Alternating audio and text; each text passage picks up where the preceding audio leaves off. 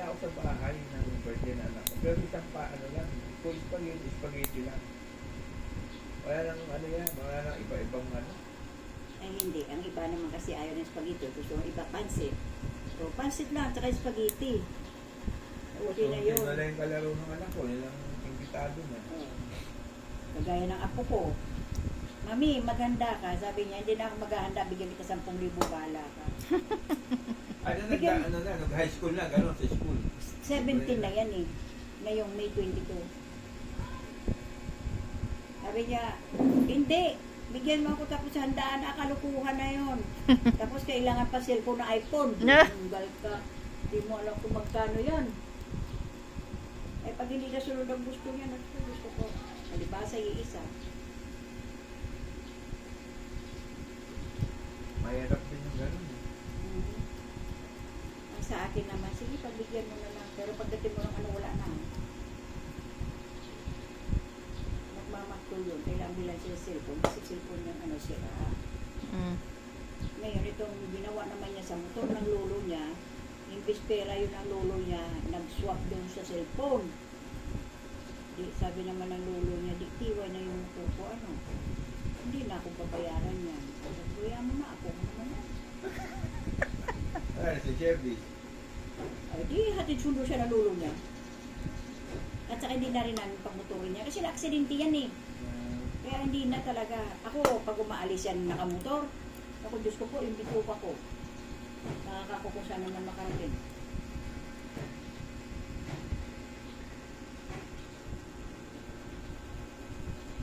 Kami nun, binilan na kami ng ano, pinayagan na kami sa bike. Papasok, bike.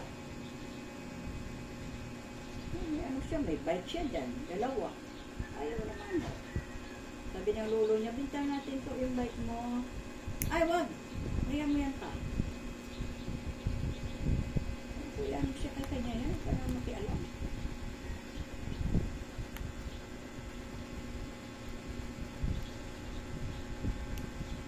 Yan lang naman ang matagli. Gusto ko talaga mapupudpud yung dyan eh.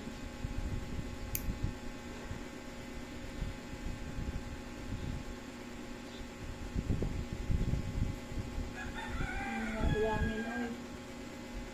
Yun ang problema. Ulam. Yan ang pinakamahirap gawin araw-araw.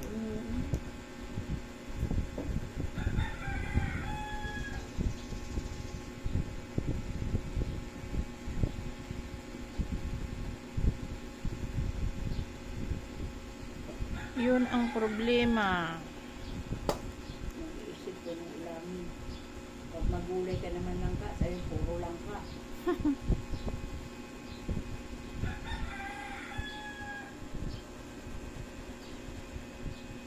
Kaso mo, gusto mo magulay ng langka. Gusto ang halo, ipon. Oh. Alimasag. Oo.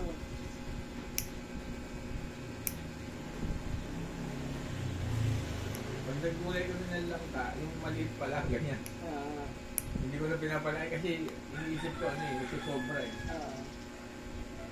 Nila sakto lang. Yung langka mo na marami rin mo to. Oo. May langka na madalang yung buto, no? Hindi pwedeng panghinugin, no? Hindi, gulay. Panggulay lang. May langka naman, na pag ang hinog, matabang naman. Tapos meron ano yung buto niya matigas. Kaya pilaga. Yan madali. Nilalaga ko yung buto niya. Yung sa amin nandoon. Para siyang ano. Anong lasa niyo ba? Bukong parang hindi kamote. Parang, Basta malabo siya eh. oo, masarap. Masarap yung buto. Eh, nahinog rin siya bumaksak eh. Tinamaan niya kay Guero ng motor. Biniyak ko. Okay buto. Siguro nakakuha kami ng mga 50 perasong bunga. May sakit eh. Eh kasi pusa lang yung manghuli. Mas marami hibla eh. Kaya dyan sa puno. Mas 50 perasong bunga lang. Yung buto nilaga ko. Ngayon hindi kami nabumagsak lang. May ringan ako, di na pa maano.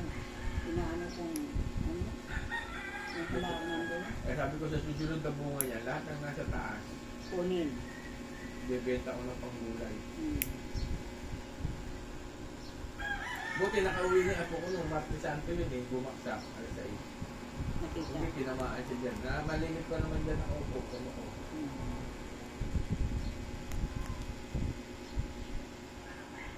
Yun, pinilindan niya. Hmm. Yung bunga lang tao. Di may shake kami ng Happy mommy. saver. Kami naman, tinatanda namin, tapos sabi ko sa freezer, para kung magluto ng bilo-bilo, lalagay. Nung may halo-halo pa ako dun sa may black egg, Ah, yung may puno na santol. si Mildred yun. Manitamis niya yung langka niya. Hmm. Tapos baon daw. Halo-halo kami last year. Oo. Nadadala namin yung langka. Natatawa sa akin yung tendera. Pag May naubos ko ng baon. ice cream, lalagay ko yung langka. Ay, wala siyang tinda ngayon. Sabi niya, kaya pala ayaw niya talaga ng asukal. Sabi ko Kasi na may, lagyan ng asukal ha. kasi may minatamis. Yung sobra tamis yun. Natakas siya, no? Nakita niya yung kutsara o gano'n yun. Natawa na. Wala siyang tinda ngayon. Doon na lang sila nagtitinda sa may labasan. Malaki na kita doon, sabi Oo, niya. oo. Mas maraming tao dun eh. Oo. Nakakarami yata sila. Makaubos ka na 10 plastic, 10 kilo pizza, Oo. fishball. Malaki na yun. Tapos yung pang kwek-kwek, Meron sila palamig. malamig pa, kwek-kwek, yung ano pa, yung itlog na nakabalot sa ano. Hmm.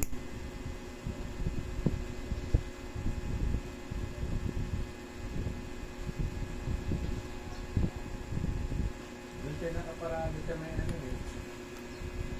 Diyan siya may ano ba yan? Parang palengke maliit. Oo, yung sa may silver, ano? Silver, Silver nakaagong star. yan. Oo.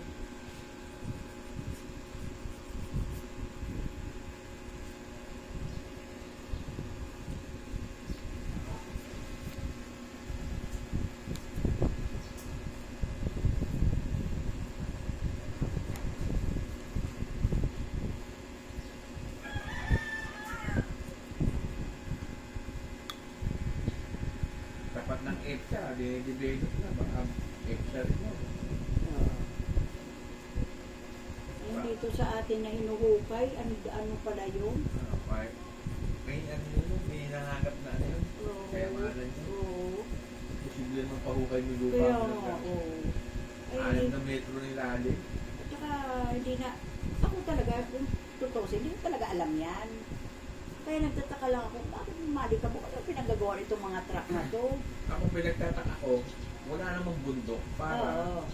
may lupa lumalabas dyan. Oo. Normal lang, kung may bundok ka nakikita na Kaya pa parang pinapantay papantayin. nila, oo. Ayun pala, hinuhukay, eh ang masama niyan, kung umulan at bumali, dito bagsak sa atin. Lawa na yun. Hmm.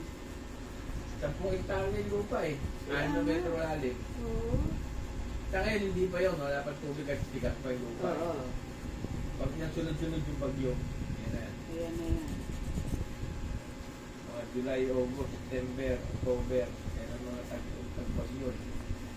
Imbis hindi tayo binabaha. Ang nagreklamo malamang dyan, EPSA at Amikara eh. Oo. Kasi parang lusot yata na yun sa kanila, no? Oo, saan yan? Sa Mikara. Oo. Sabi nila rin. Oo, kasi itong ano eh, yung Ikutang may subdivision niya sa loob eh. Ito sa atin, wala pong bahid kasi likod natin ilog. Oo. Tandaan sa ating tubig, pero dire-diretso sa ilog. Eh, yan. kaso mo nga, yung kanal naman dito, kung barado, di ba baha din?